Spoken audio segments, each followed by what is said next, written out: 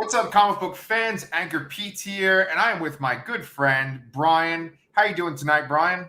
Doing good, Pete. Did you have a good Christmas? Yeah. How about you? It was pretty good. It's just good to be off from work and to like catch up on all this media that we watch and read, right? And I should probably tell people what our show is about, right? We have a show. We do have a show. It's just you and me talking, but we try to get some fans sometimes. But our show is called Comic Books Transformed, and the idea behind the show is that we talk about the movies and TV shows that are based on the comics that we love. And so for tonight, we're talking about Young Justice, which is based on a ton of different DC properties into one show, and then of course the Book of Boba Fett. Now, the Book of Boba Fett's not based on a comic, but we're kind of using that a little loophole because there are quite a few Star Wars comics to begin with. Have you ever read any Star Wars comics, Brian? Yes. Not as many as you'd think, but what the series I think I love the best, I think it was called Star Wars Infinity, something like that. It was basically like what ifs of the first three movies, or the original trilogy. Yeah. So there was one like where I think Luke turned to the dark side, right? And they didn't blow up the Death Star. Something like that happened, right? There's one where like Luke dies and like Leia gets like trained sort of. What are the other ones? I don't remember off the top of my head now. Yeah, I know there's one where they don't blow up the Death Star, but then I think Yoda gets control of it at one point and he uses it to blow up the Empire. It's weird. Like Yoda comes out of retirement to fight in one of them. Huh? Yeah. I mean, I have them. I got to reread them. Yeah. There's a lot of different Star Wars comics. Star Wars comics were published by Dark Horse for a long time, and all of that stuff is considered legends, and it's not canon.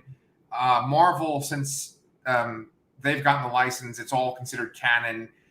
And I think that there's varying degrees of quality for the comics. There was a Poe Dameron comic written by one of our favorite, I know he's one of mine. I think he's one of yours too, Charles Soule. Yep.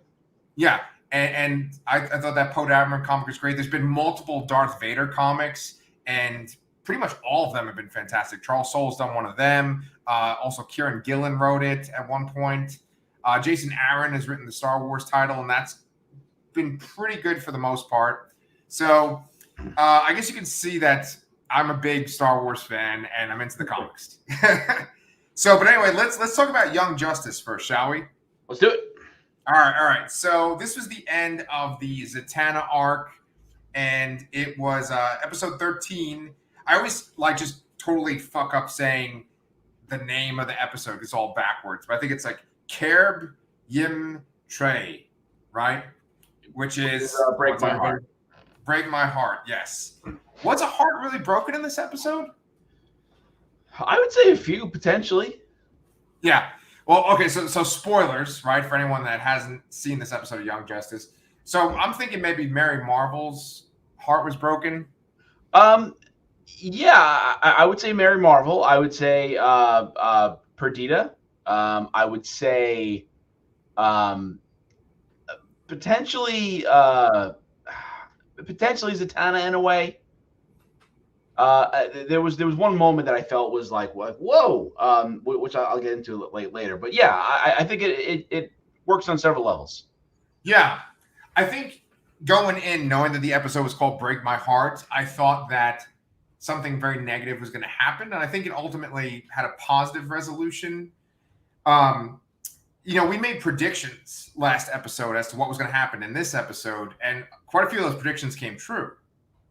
Yeah, I would say so. Although I didn't get I don't feel like I got enough Zatanna backstory kind of thing. Like I wanted Zatanna narration. I wanted some more of that, but maybe another arc or another time. Yeah, that's exactly what I was thinking. I was watching the episode. I'm like, me and Brian thought she was going to narrate it. They just went back to Phantom Stranger. He narrated it. Actually, I really liked that choice, even though I would have liked Zatanna as the last narrator. They did have narration by her at the very, very end. Did you notice that? Because she said that one line of like, I made my father reappear.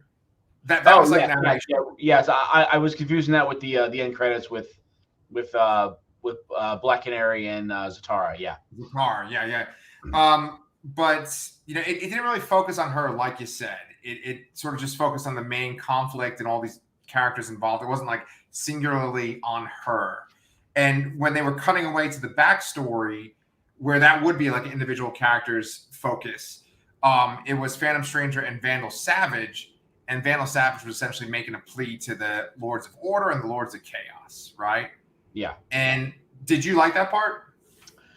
It was interesting. I on one hand, I was wondering if these like backstory scenes were like a production technique to cut back on animation.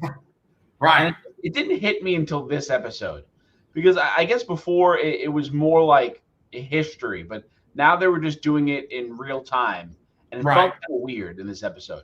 But the overall conversation of it worked well, and I especially liked the effect of when they showed the stranger, and you had the red in the one eye, the red in the one eye and the yellow in the other. Yes. I didn't even think of that while I was watching it, of like maybe they're just trying to save a buck, but I did think it was kind of awkward because you have this like dialogue that you could have easily seen like in real time where they're talking and moving around, but they're having it in the moment where everyone's like frozen and it's like they're telling it past tense almost. And there was it was intercut with what was going on, the battle that was going on as well. So it was like extra weird this time. Right. And the way they kind of try to justify it is it's like Phantom Stranger was telling that to Naboo's helmet at the very end. Yeah, I can see that. Yeah. But the one part I really liked about that past tense sequence with Phantom Stranger is he said something along the lines of, fortunately, Vandal Savage did not give in, or something like that. And it was this idea that like Vandal Savage's like sort of tenacious nature, his like stubbornness, essentially like saved reality or saved Earth, right? Because like he basically said, hey, if you let this child win right now, then wait, what was he? He's basically saying that like Apocalypse will take over, right? And that like Darkseid will get the anti-life equation, right? Yeah, I was a little confused by that. I found that a little hard to follow, because they were saying I thought they were saying that if the anti-life equation was eliminated, it would cause chaos. But I'm like, that doesn't sound right. So that was a very hard to follow sequence in that sense. Okay, so the way I took it, and sometimes I feel like maybe I just fill in the gaps, and that's not literally what they were thinking. Yeah. Because I had a question about the Matrix I was going to ask you too at one point. And I'm wondering if it's like the same thing where I'm just filling in gaps. But in this situation, I took it like Earth, he said it's like a nascent planet or something like that. Like it's a planet that's developing, right? And essentially, I think he was basically saying that like Earth is the last hope against Darkseid and the anti-life equation. And so if Earth got destroyed, then Darkseid would take over with the anti-life equation. And then there would be no order or chaos if he was to take over. That's what I took away. You can't have order without chaos. Yeah. Right. And with the anti-life equation, Darkseid controls everything, so it's like ultimate order, right?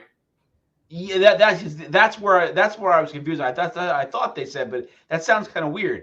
The anti-life equation would run rampant, and then it would cause order. Like I know order and chaos are not good and evil, but it's like it still feels kind of weird, doesn't it? Yeah. It's one of those things where it's like order with Darkseid, because they've shown this. What is interesting about this whole episode for me is that it's like, oh, they're really like leading up to Final Crisis. And for those of you at home that don't know what Final Crisis is, like essentially Darkseid does get the anti-life equation and he takes over like all of reality. And all of reality is just controlled by Darkseid, essentially. So the way I took it in this episode was like he would control everything and there would be like ultimate order because he controlled everything. And then chaos wouldn't exist, I think they were saying. I don't know. We might be wrong, you know? Yeah, it's a weird concept. And like I said, I found it a little hard to follow. Yeah. Well, so I'm just going to throw in the Matrix question to you. It actually almost kind of ties into this too. In that Final Crisis comic, when he does get the anti-life, right? Everyone is a servant of Darkseid, and they all kind of have like messed up eyes and stuff, and they all chase after the heroes. In the Matrix Resurrections, so this is kind of a spoiler for that. They talk about swarms, right? And at the very end, a bunch of people have these like blurry kind of eyes, and they like swarm and attack Neo and all the unplugged people and Trinity, right? I took it as people that can swarm are just like backup programs in the Matrix that interact with people, and then you can activate them. Is that the way you took it? I took it that there was a little piece of code in every person that could be activated upon. So essentially, when they activated it, it was just like potentially ruining that battery, I suppose. But, okay. Which I kind of see as like a plot hole kind of thing. So it's most likely they intended it to be something else, because the way they did it, it looked like everyone in the vicinity had it, or was, it was coming at them. So I imagine that it was a part of everybody. Okay. That's interesting, because, you and I are big fans of screen, what the fuck is it called? Pitch meeting, right? Pitch meeting, yeah. And in pitch meeting, he makes a comment about that. He says something like, well, isn't that a waste of all the batteries if you make them all into swarm bots? I got that idea. Yeah, maybe it was. Right. And so the thing is, there's one part in that swarm scene when there's a man and a woman in a bed, and the man wakes up and his eyes do that green thing, and he jumps out the window, and his wife screams. Like, she doesn't do that and jump out too. And so I took it, my interpretation was that there's millions of people in the Matrix. Most of them are people that are plugged into the Matrix, but that there are other just like random programs that are just there to become swarm bots. And that's what happened. Computer they live. Yes. But it's that kind of theory, and boy, we're way off the Young Justice track here, but who cares? But it's that theory, it's this kind of creepy theory of like, you ever get that idea of like, well, what if I'm the only one that has consciousness and everyone around me doesn't, right? Or like, what if some people don't have consciousness, or some people don't have a soul? That's what I kind of got out of that swarm bot thing. But I could be just filling in holes too. Yeah, no, that's actually an excellent point. I've honestly never questioned that before, but I think it would explain a lot of things in life. Yeah. I think that philosophical shit sometimes too, but I guess the reason why I watched The Matrix twice, and I was just thinking about that, and that was my interpretation. I might be totally wrong, but I apologize for going off the rails there. Going back to Young Justice, however, we have the bus people. They finally got off, right? And it looks like their whole plot's resolved. Yeah, so we talked about a little bit about this last week, and how it seemed like it was a gag that they retconned into a storyline, and I think that this took it a little further, because they're like basically saying that it was from 10 years ago, and they've been on the bus for a couple hours, but it's been 10 years, and I really appreciate that retcon. It's like some stupid little thing, but I'm really happy with it for some reason. Yeah. And then there's that best part. The best part is when the girl is like, "Can I go to the bathroom now?" It's like, oh Jesus, that sounds horrible. Yeah, and then they have that epilogue too, where Black Canary explains the whole scenario, and she even talks about like where they've ended up, because essentially they've gone back to their point in time and lived those 10 years since then. So I think that was awesome. Yeah, and we get a new Tinkle, which I was happy with that too. I was happy with that too, and the reason I'm laughing is the whole naming scene. I thought it was very fun. Yeah, I feel like something new. How about Tinkle? Right. Well, I think they've kind of played up the humor with Clarion. Like, since they've gone over to HBO Max, I feel like they've made him a little bit more ridiculous, and also they've made it like more horrific too. Like everything he does. Yes, yeah, I agree with that. And also, I never realized this before. It only hit me today. The voice actor who does that, what is his name? I forgot it. I forgot the guy's name, but he was an alumni of Gargoyles, and we mentioned a few times that there have been things. There was an episode that had a bunch of Gargoyles things in the background. in the Tower. I think it was the Tower of Fate, or maybe it was Madame Xanadu's. Is Or Madame maybe it was Jason Blood. Xanadu's? No. It was Jason Jason Blood. Blood's. Jason Yeah. Blood's voice, yeah. So, but he was the voice of Lexington in Gargoyles, and that was I believe that was the one that was like almost the smaller one that was more like goblin looking sort of. I know exactly which one you're talking about. And it just makes perfect sense to me now, but I don't know. I never picked up on that. Yeah, I can hear his voice now too. Yeah. Oh man, that show's so good. You know, on Twitter, they had a lot of people, myself included, you and Danny, putting up their list of their 10 shows to know you by, right? And the guy that I got inspired by, his name's Rich Dewick. I interviewed him for my other channel. And he's a comic book writer. He had Gargoyles on his list. I'm like, that's Nice. a good choice. Yeah. Yeah, man. Yeah. So, well, going back to Young Justice, though. So Tinkle comes back, and I was really happy with that. And then we, of course, got the Destruction of Flaw, too, which I felt bad. Flaw had a little frowny face right before it got blown up. Well, you always had the frowny face, didn't? Oh, no, that's right. He had the smiley. Yeah, that's right.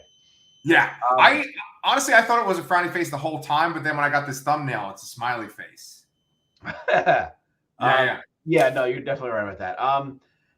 Did you feel like that the battle portion felt almost kind of like rushed in a way, or I don't know? It seems like there was 4 episodes to set up and then this very quick resolution, and then like exposition dump.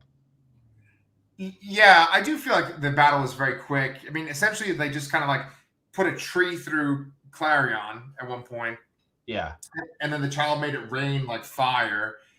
And then Zatanna put up that shield, making everyone have to huddle underneath it, and they couldn't really do anything. And then Mary Marvel kind of drew the energy off everyone. I think that's pretty much all that happened, right? Yeah, it seemed it seemed like it was like a race to the finish, and then and it was even pretty early in the episode that concluded, because there was a good 10 minutes or so left afterwards, I'd say, just to kind of set up and clean up. But I guess what I'm ultimately getting at is the pacing in this arc was a little weird, especially compared to the other two, I think. Yeah.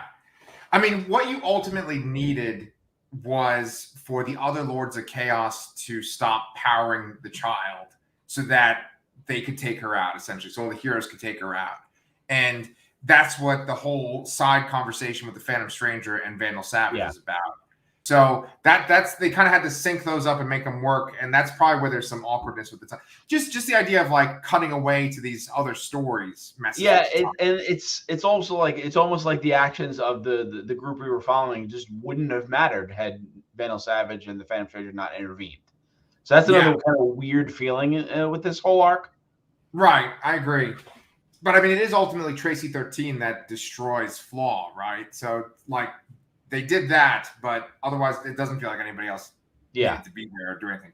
Yeah, but it's really good, and I mean it sets up essentially at least one aspect of Final Crisis, because one of your predictions was Mary Marvel kind of drawn from the other people and maybe becoming villainous like she does in Final Crisis, and that was crazy that they had their little end credit scene, but then they had like a post credit scene like Marvel.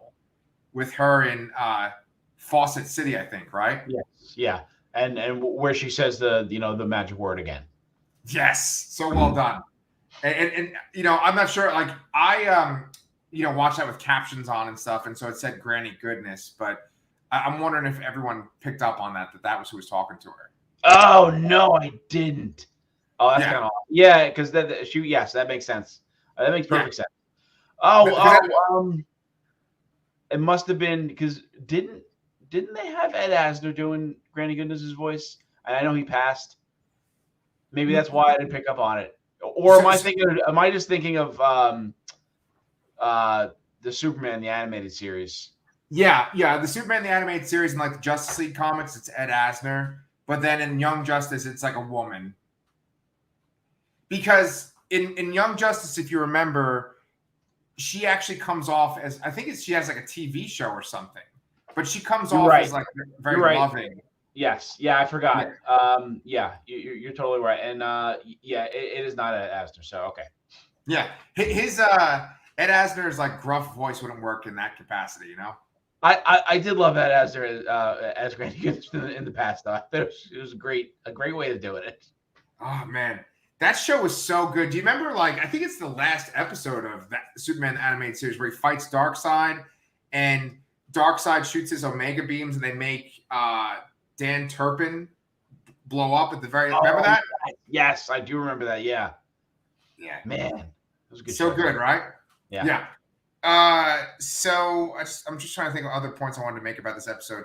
I really liked how Zatanna came up with the idea of like delegating the Doctor. I was only going to say Doctor Strange, but Dr. Fate helmet to 4 people, so that way they can have a regular life to the month.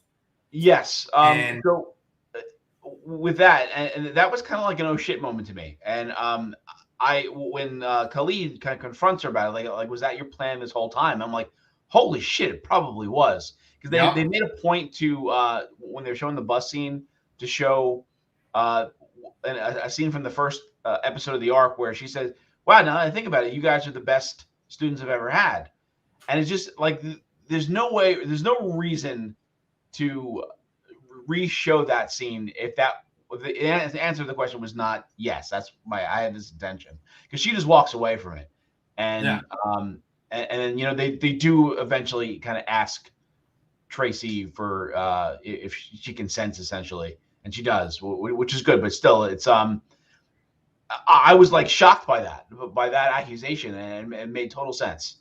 Yeah, totally, like this whole manipulative angle, and we've seen a lot of stuff like that in comics, but I mean that's cool to see in a cartoon where it's like, oh, okay, she was manipulating them from the beginning.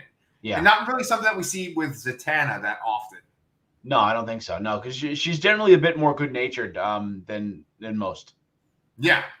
So, that was a good little trick. And I kind of thought for a second that Khalid might just take on the mantle completely and just be like, look, I'm just doing this. But they didn't go down that route. So you know what? I'm glad they didn't, because it would seem way too soon. So I think this is a good way to kind of like test the waters with them doing it, and give the fan service to what happened in the comics when he was Dr. Fate. I mean, he still is Dr. Fate in some universes, but yeah. Yeah, I think he's still Dr. Fate. So I think I mean, I'm just trying to think if there was anything else, because I actually really like the episode a lot. There's one major thing to talk about too. When they go, I'm trying to think where they see him, but they see Superboy, right? Yes. So at the very end, Zatanna touches the bus to see where it's been, and she says she gets a vision of what she thinks is Superboy calling out, and he looks like this blue kind of gooey looking thing, and I assume that probably means he's a phantom, and that's where we're getting the name of the season from. So, I mean, we kind of called it. He wasn't actually dead. I'm glad we saw it. It was a great way to, a great cliffhanger to end on for this half of the season before we get back to it in the spring. Do you think that, because you said he's a phantom, do you think that he's in the phantom zone? Is that what you think? Maybe. It could be. I don't know if they've really defined the phantom zone in this series so far, but I mean, I guess that could work. Yeah. They mentioned that when that bomb went up, they mentioned there was some kind of Kryptonian component to it. So maybe that's what it was. So there's 26 episodes, right? Yeah. So we'll get another 13 in a couple months, hopefully. Yeah. Yeah, because if there was like a Phantom Zone aspect, if it was like he was trapped there, they could have like a whole arc where they're trying to get him out of the Phantom Zone, and that maybe you get like General Zod and like Ursa, or Ursa's that's the girl when it's in the comics, right? She has a different name. Ursa, like, I remember, because like Zod. Okay, so it's always like Zod and Non in the comics, and in the Richard Donner movie, or the Superman 2, and then like in Man of Steel, the woman has a different name. Yeah, right? It's like Feora or something. Feora, yeah, and she's so good in Man of Steel too. Yeah. I wish I had her. That actress, I've talked about the show before, and also kind of almost referencing that conversation about the 10 TV shows. I almost put the show Dark on there, which I've talked to you about before. She's actually in that show too. Oh, for real? Yeah. Oh shit. Okay. Cool. Yeah, dude. I know you've always talked real highly of that show. I want to, watch it. Yeah. So, was there anything else for Young Justice? Yes. A couple things. So there was one. So when they're leaving the battle, it seemed very odd to me that they had it looked like a scarab symbol show up, and two characters pop out of it, and it was Isis and Ice, and I thought that was really strange because they focused on them in a weird way. I know they had a lot of characters in the background in the last episode or two, kind of just fighting, containing the chaos spirals, or the hell you want to call them. But it seemed like a little after the fact, because there was at the conclusion of the battle, they show up there, and then the camera pans on them. And I'm like, what the fuck is this? Yeah. It felt really weird to toss that in there at the end. Yeah, I completely forgot about that, and now you bring it up. I had the exact same thought. I'm like, wait, what is the significance of this? And I didn't realize that was Isis. So that's interesting. Yeah, it looked like it looked like Isis, and then I looked at them like it's Ice and Isis. I'm like, oh, that's another weird thing. So they they kind of sound the same. So as far as like significance, like Ice, I could just see her being kind of like a background character, and they're just like throwing a random person in, right? Because she's on one version of the Justice League, and she doesn't have like super significance in certain storylines. She's in the Death of Superman, which is a big one, but Isis, though, however, she has that connection to the Marvel family, right, and Black Adam, right, specifically. Yeah. So my question is, have they ever shown Black Adam in Young Justice? I think so. Wasn't he part of one of the either the light or the fake light team? Oh, maybe then. Like, I have to look that up. They do a lot of stuff where they have like the fake countries, because there's always like warfare with the fake countries, and they showed Markovia a lot in the previous season. And I wonder, like, because I think Markovia and Kondak are probably near each other. Yeah, I feel like they definitely had to mention Kondak at some point. Yeah, they mentioned Kondak in like everything that they adapt into, like video games and movies. Like they've definitely mentioned Kondak in like I think they mentioned it in Wonder Woman 1984. Oh yeah, he's been in a bunch of episodes. Oh, I'm oh man. What he was in 4 episodes in season 1, and he was in the back in a flashback in one of the Tigress episodes. Oh Jesus! So, really, man, my memory is shit. I mean, that was just like a couple weeks ago. We've always said that this is such a dense show, and it's hard to remember everything. So don't knock yourself out over it. Damn. Okay. I'm gonna have to look at that when we're done here. So I thought that was a little odd there. It almost similar to how we keep seeing the Legion members pop up, sort of. Yeah. I'm not going to get back to them. And there are 2 other things I wanted to mention here. Go ahead. The first one is Beast Boy, and I wanted to mention this last week, but it's it just slipped my mind, I guess. They're like really hammering home on this depression arc here, and I'm really curious where it goes. Yeah, I'm literally, and we've seen this show get a little darker, I suppose.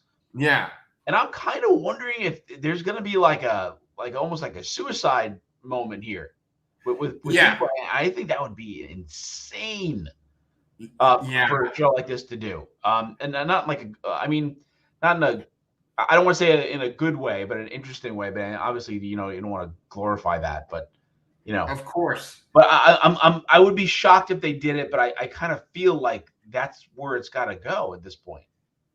Look, I think you're right, because they just cut to him being so depressed, and he's just shutting down. So many scenes of him just like looking at his phone, not sleeping. It seems like it's leading towards that. I mean, as far as like dramatically what they could do, he might go visit the Doom Patrol because he's connected to the Doom Patrol, and that might be a way to kind of covertly get people interested in the Doom Patrol show. I don't know. You're right. If you look at his arc, it does seem like he's leading to killing himself, or obviously like Connor coming back and him getting better. But I feel like there has to be a story beat between where he is now and Connor coming back. Like there has to be something that he does, right? Yeah. And you're saying maybe kill himself, which that'd be intense. But Yeah, I don't know. I mean, because you have to assume that the emotional toll that this life for these characters takes on them, and you know, it's something that really hasn't been done before, in a sit on a cartoon, you know. Right. And so you say not in a cartoon, but my very first thought that I think of is Heroes in Crisis in comics, right? Yeah. Where Hmm. they have that, I think it's called Sanctuary, right? Where the Yeah. superheroes would go. Yeah. That's I actually an excellent point. Maybe this is leading to like a sanctuary kind of thing. Yeah, yeah. The type of show that this is, I could see them having something like that exist, right? I don't think that they would go like in that direction with like the story arc or anything like that, because I think that Heroes in Crisis, a lot of people don't like that story Yeah. arc. But I could see them having a place like that in the show, though. Yeah. You know? Yeah. Yeah. And So. the last thing is more of a general overall season, half season point. Mhm. How did you feel overall about, now that we finished 13 episodes, we finished 3 arcs? How did you feel about the structure of this season with the more the focus on a smaller amount of characters at a time for a few episodes at a time, rather than a more traditional story where there's like an A plot and a B plot, and you get a lot more characters spread out a little more? Uh, Mm. Um, Honestly, I prefer it to be this kind of drawn out thing, focusing on one group at a time. Like last season, they focused a lot on the team that had like Halo and yeah, the Geo. Outsiders. Right, right. But specifically, like with Halo and Geoforce and the friggin' bug guy. What's the bug guy's name? Order. Forager, right, Yeah, right, right. Like they focus on them a lot, but then they would have these random episodes where they would cut to other stories, and it would just be like one episode at a time of a yeah, story. And I like it more where I can kind of remember who these characters are and spend some time with them before they cut back to something. You know what I'm saying? see, I think I preferred, you know, the last season, in the sense that where um, there were arcs and there were different sets of episodes going on, but there was a focus on a group, and that you mostly got in almost every episode.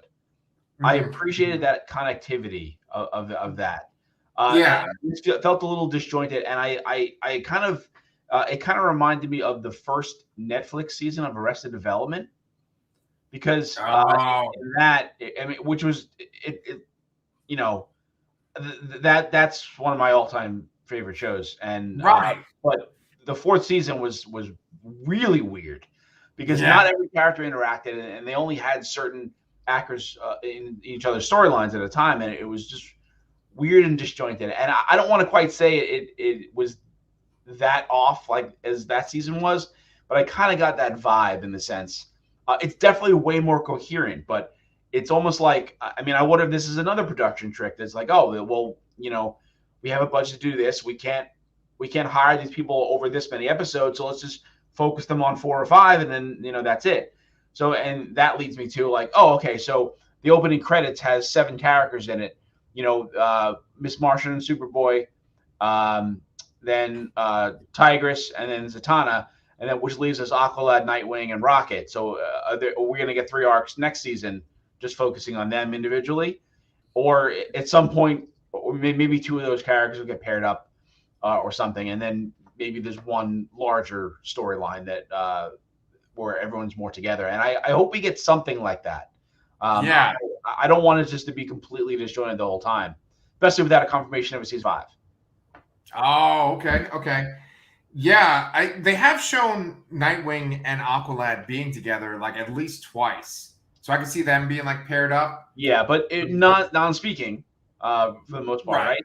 Yeah, right, right. And then like to focus on Rocket, that'd be real interesting because they could kind of bring in a lot of the Milestone characters. I know that the Milestone universe is getting like kind of like a revamp at yeah, DC this year, so it'd be cool like if they did focus on her, they could show other Milestone characters too, because I really like that world a lot too. yeah. You know, I mean, I guess we'll see. Maybe it'll change structure for the second half, but I kind of think it's like what you said. It'll be like 3 other stories. You know. But hopefully there'll be a something towards the end that kind of brings things more together, because I think the overall, I would have to rank if it keeps with that structure. I have to rank the season on the lower scale. I'd say. Yeah. I hear it saying it'll be something to do with like the Legion of Superheroes, I think, and And obviously, and Zone and Connor probably. Right. So we'll see ultimately where it goes, but yeah, I'm digging it, and then I guess just from now on, so we'll have like Peacemaker coming out pretty soon, and then we got the Book of Boba Fett now too. Yep. So, Book of Boba Fett. Did you like this first episode? Yeah. I guess I don't really have that much to say about this. So, I think the opening scene of this was great. Was awesome. I think it kind of answered a question in a live action form of, everyone's been wondering for years. How did he get out of there? What happened? What did it look like? All that kind of stuff. Right. So it was cool to see Boba Fett in this Boba Fett in the Sarlacc pit and getting out of it, and him just being resourceful in general, and that was kind of cool. When you get to the scenes in the present, you see that he is kind of taking residence in Jabba's palace, and I still kind of don't know why. Like, I don't know why he's doing this, or this is his goal. Like, I don't get it. Yeah. So I still don't feel like I know where this show is going at this episode. So I think they did a great job of connecting the character to the past. Yeah. And you kind of fill in the blanks there. But I feel like they could have did that in Mandalorian. And ultimately, I'm kind of thinking, like, did the Mandalorian just steal the thunder of this character? Yeah, I think probably you're right. If we look at the behind the scenes stuff, there was supposed to be a Boba Fett movie, right? At one point when they were announcing, right? And I think that that just got dissolved, and I think that they probably took elements of that and put it into this, and then probably took a lot of elements of that and put it into the Mandalorian, right? Yeah. Right. So I guess like my question to you is, did you like Boba Fett when you were like growing up? Because I know like when we were in like high school age, maybe early 20s, there was like a big like push for him where people were like, oh, Boba Fett's so awesome. Right? Yeah, he basically had like the coolest looking armor I've ever seen at that point in my life. So yes, I was like, I would absolutely would have put him in my top Star Wars characters ever. That's kind of prior to reading any expanded stuff, I would say. But yeah, I definitely had that 90s Boba Fett fever. Yeah. Me too. I had a cardboard cutout of him that I had in my bedroom. That's how weird I was. But like, I liked him a lot too, and I've seen a lot of his stuff in the expanded universe. I have to say though that when they introduced his origin in Attack of the Clones, it kind of made me less interested in him. You know what I'm saying? Like, how did that make you feel? Yes, it did, because I think the appeal of the character was the mystique to it. Yeah, it was just this blank slate, badass looking bounty hunter that you can kind of put anything on and just assume, like, you just assume that he was like top of the game, sort of, and I feel like through his actions in both the Mandalorian and the show, he doesn't really necessarily seem all that skilled, I guess. Yeah. So I don't know. I just maybe the character is lost to me. I don't know. Yeah. It's funny because he's kind of a divisive character. Many Star Wars fans think he's like the coolest thing in the world, but then there are other people that kind of think that he's kind of a goof, like especially the way that he gets taken out in Return of the Jedi. I think on the Weekly Planet, there's James and Mason, and I think Mason has said that he's like the Inspector Gadget of the Star Wars universe, where he's got like all this shit and he like kind of fumbles, he falls in the Sarlacc pit, right? And so there are people that think Boba Fett's not that big a deal, but then there are other people that like have tattoos of him, and there's a whole branch of people that cosplay as Mandalorians even before the show came out. Well, I think ultimately what happened here is that it's an achievement in design. Yes. Yeah. And I think the Mandalorian has stolen the mystique of the character. That's what people wanted out of the character, sort of. Right. And I think now that they have that character doing that, they kind of need to have him do something else. Right. And maybe it's just not working yet. Yeah. I have a relative, kind of like a distant relative, that lives in Scotland, and he said that it was just this big slow burn and it wasn't very interesting, this first episode. And I think that I've seen some complaints about that too, because it's like, well, where do you take it, right? He gets out of the Sarlacc pit, he answers that question that you mentioned, but then there's this whole section where he's with the Tusken Raiders. Yeah, no, as I said, they could have handled this in a flashback in the Mandalorian. Right. So, and then so we didn't do all that extra stuff. Although, I mean, I kind of thought that that weird like Centaur Mortal Kombat Goro looking thing was kind of cool. Yeah. And it just fucked the shit up for that Rodian, right? Just smacked him into the. Yeah. No, I mean, okay. One other thing I want to point out too is that the episode was directed by Robert Rodriguez, and that the show was created by Jon Favreau.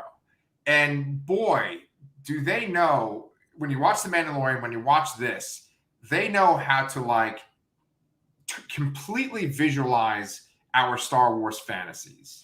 You know what I'm saying? It's like, this is exactly what it looks like. It's kind of like how I felt when I watched Dune. It's like, wow, that is like what I picture when I like fantasize about this stuff, right? Like picture it in my imagination. Like they get that shit done. But story-wise, it's just like, you asked the number one question. It's like, I feel like I got nothing to add to it because you asked the main question. Like, why does he care about having Jabba's empire?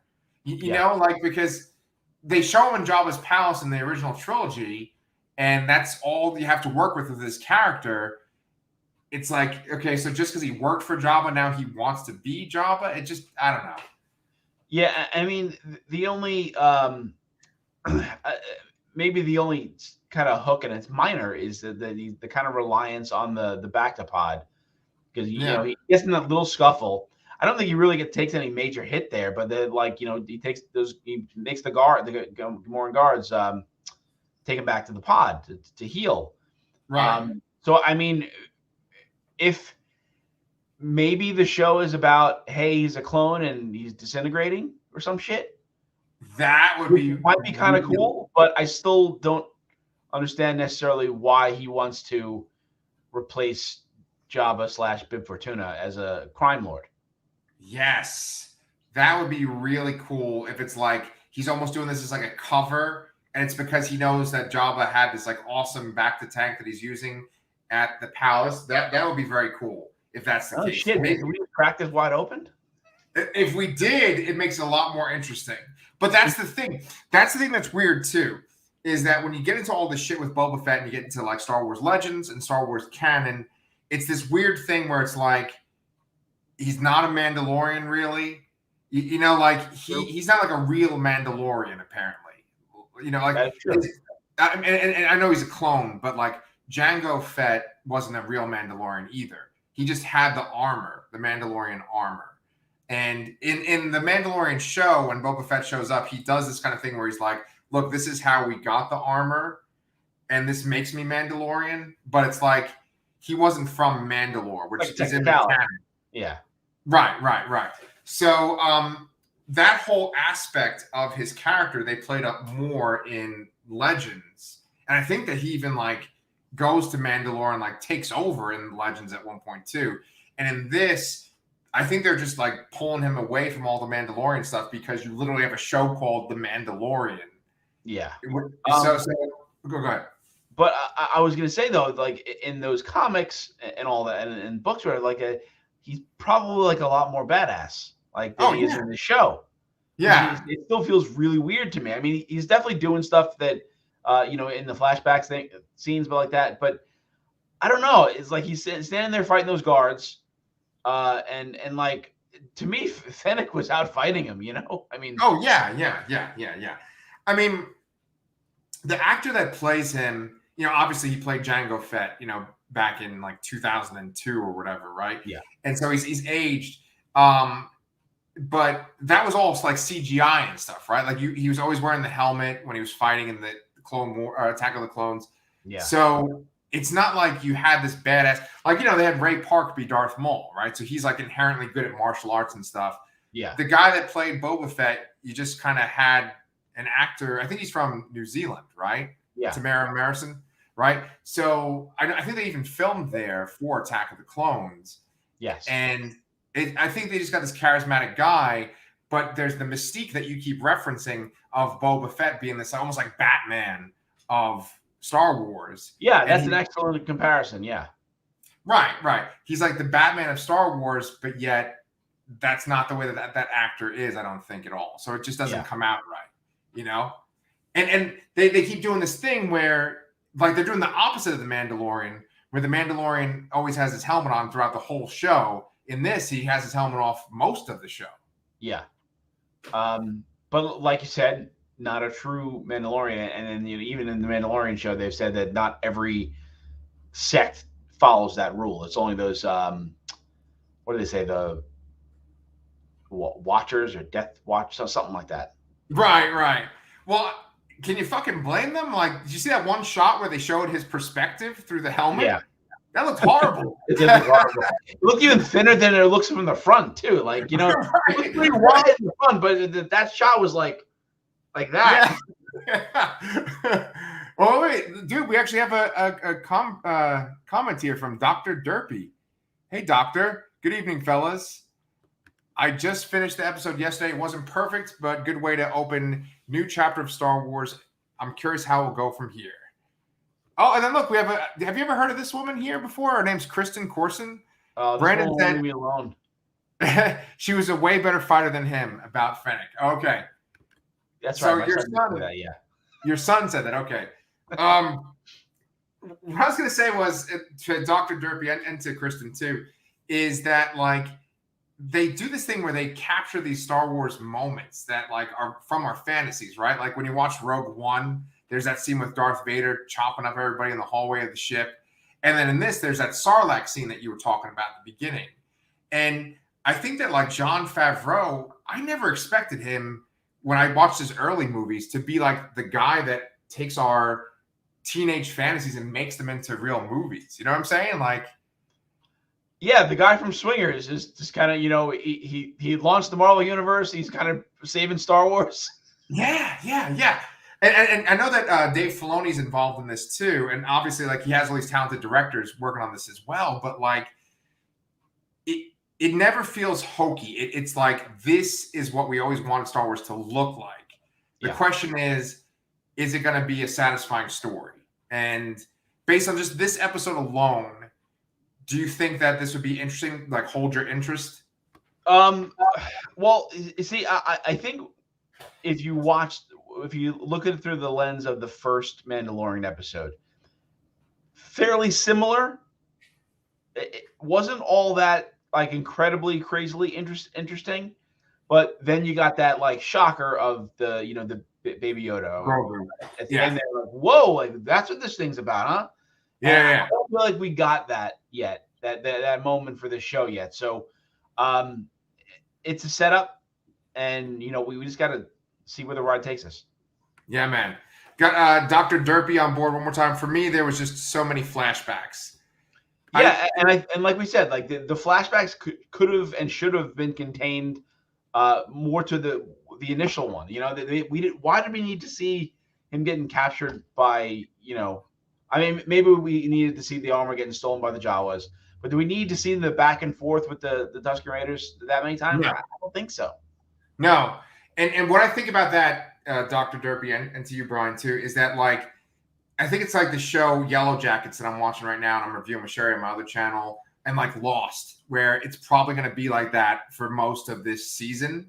I think it's going to be like this filler thing, or like Arrow, like that, where it's like it's going to cut back and forth. Because you know how nowadays he walks around with the fucking skirt or like little cape that he's got now? Yeah. Which I hate seeing that, because it's just like, that's not what Boba Fett looks like. He looks like he's got a kilt on or something. I think it's going to be that like he becomes a big part of the Tusken Raiders, and that's why half of him He looks like that now. I will admit that the Tusker Raiders themselves seem to be a little bit more individualized. Yeah. And I was kind of interested in that, and I was honestly wondering, and I think my son even said this too. What do they look like under their mask? I'm like, yeah, I don't know. Maybe they would show that, and that would be interesting. Yeah, they've definitely shown what they look like in Legends. They've shown what they look like under their masks, but I don't think they've shown it in canon yet. So we'll see. Maybe it'll be something different. Yeah. But what I was going to say is that one thing we haven't mentioned is that this show is kind of part of a shared universe at this point, like an MCU. And so there's going to be this. There was supposed to be Rangers of the New Republic, but that they canceled that. They're probably going to fill it in with something, right? And then the Mandalorian. And so there was going to be 3 shows, and maybe even an Ahsoka show. Yeah, there's an Ahsoka show, and don't forget Obi-Wan as well. Although I guess that can't tie in with this, right? Because he's dead by this point. But what I'm trying to get at is that there's probably just one kind of major story beat in this Tatooine storyline in the present day, and then there's going to be this Tusken Raider story beat, and it's just going to be like those 2, and then the seasons. How many episodes are there? I don't know, and I'm kind of getting the vibe that this is not going to be a continuing series. That this is kind of like a limited series, right? So I don't know, but it can't be many. I mean, the sweet spot seems to be somewhere between 6 and 8 these days. That's what I was thinking. 6, yeah. And just 2 little bits of trivia, real quick too. That was real interesting. So this took place in Mos Espa, not Mos Eisley, right? Yeah. And the funny thing about that, you probably know this, but like Mos Espa, that's where they go in episode 1, like Qui-Gon and yes, right, and so that's where Anakin was born, in Mos Espa. Oh, okay. Dr. Derpy is saying that there's 7 episodes. Yeah, I just googled it and got 7 as well. So yeah, cool. Thanks, Dr. Derpy. And then there was one other bit of trivia too. Oh yeah, Jennifer Beals was like. I was going to ask that. Yeah, who was Jennifer Beals? Was it the Twilight lady who was kind of in that cantina? Yeah, the Twilight lady in the cantina, and then also Matt Berry. Oh, okay, yeah, okay. You know, Matt Berry's the droid. Matt Berry was the droid, yeah, which I didn't pick up on until afterwards. I had to go look up. Like, wait a minute, Matt Berry. Yeah. It's so interesting. All of the like hidden cameos that Star Wars has, that it's had such a cultural impact on so many people. Oh yeah, normal guys like us, as well as immensely famous people, and everybody wants a piece. Yep. Like even with the sequel trilogies, there are tons of like hidden cameos, and some are like yes, that was them. Some are like still kind of vague and they don't really confirm. But through the Mandalorian, through this, we've seen tons and tons of people getting these little bit parts that are like kind of one and done things, and it's kind of like an inspiring thing to just there's something there that had that much of an impact on so many people on so many levels that they just want in on some level. Yeah, didn't the friggin' like one of the princes from England, like, or both of them, weren't they stormtroopers? Oh shit, were they? Yeah, I think they were stormtroopers in like Rise of Skywalker. Yeah, no, but there. I wish I could remember some names, but there's tons of people that have been in the Daniel Craig and Daniel Craig is stormtrooper. Yeah. Who else? God, I can't remember anything off the top of my head right now. Simon Pegg. Yeah, he did a voice of something in Force Awakens.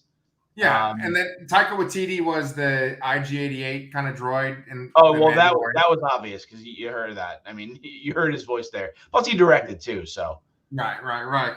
Oh, but here's another crazy cameo though.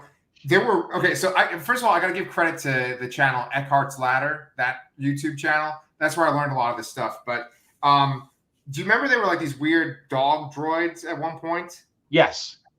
Those are actual real robots from our world that they threw in. Yeah. They're from Boston Dynamics or whatever. Oh my God, I've seen videos of them before, and then that's why I saw them and got creeped out by it. Yeah. Creepy. Yeah. Oh, I agree. Yes. So those things were in this episode too. Shit. That's crazy, right? It Star Wars has touched many things in many people's lives. Yeah, man. And well, it sounds like this episode hasn't really touched us though as No. much. So it's weird though because there's such interesting stuff with the underworld. Like we talk about comic books and adapting comic books, and currently in the Star Wars comics, there's a story going on called Crimson Reign, and it's with the Crimson Dawn organization, which they have in Solo, right? Yeah. And that's his girlfriend Kira. She's the head of that in the comics. Okay. The girl who plays Daenerys again. What's that actress? Emilia Clarke. Emilia Clarke, right? So like that would be kind of interesting, right? I mean, if that popped up in the show, but I mean, well, I mean, I guess they've ultimately succeeded on keeping basically everything about this show a secret because nobody knows. But that'd be a pretty huge thing to let slip by, you know? Yeah. What they're trying to do, I think, with all these shows is to kind of connect it to Grand Admiral Thrawn, because Ahsoka mentions him in The Mandalorian. So I think they'll bring him in eventually. But I mean, really, I think when you're dealing with all these bounty hunters and crime and stuff, you should do this whole like Crimson Dawn kind of thing, you know? Yeah. I mean, Darth Maul is dead by this point too. Again, you know, but I mean, he was part of it too. So I don't know. I feel like you could really do a lot of stuff with the underworld in Star Wars that we haven't seen yet. Yeah, definitely. Cool. So yeah, man. So that's it. I guess next week then we just have Book of Boba Fett, or is there Peacemaker by next week too? No. Peacemaker's I want to say January 13th. So okay, we get a slow week next week. Okay, but let me pose this to you. Since we got a slow week next week, would you want to do it where like we talk about Book of Boba Fett and then we like bring Danny in and we do the Matrix? Yes. Right? Yeah. That way we don't have to add anything. We'll just do that after Book of Boba Fett. Well, Dr. Derpy here's saying don't forget about Cobra Kai, which I'm like the one person in the world who's not really watched it. The mod in this channel, you got the touch, you got the power. Whoever Dr. Derpy is, do we know you, Dr. Derpy? I don't know. Yeah. Brian, I'm sorry. I didn't hear what you said because I read his comments. Oh, yeah. I did see that as well. And maybe he's just referencing, all my crazy Transformer shit behind me. But yeah. Yes. Duh. I was like, how does he know that we're like gigantic Star Trek? Holy shit. Transformers fans, but it's because literally your whole room is Transformers.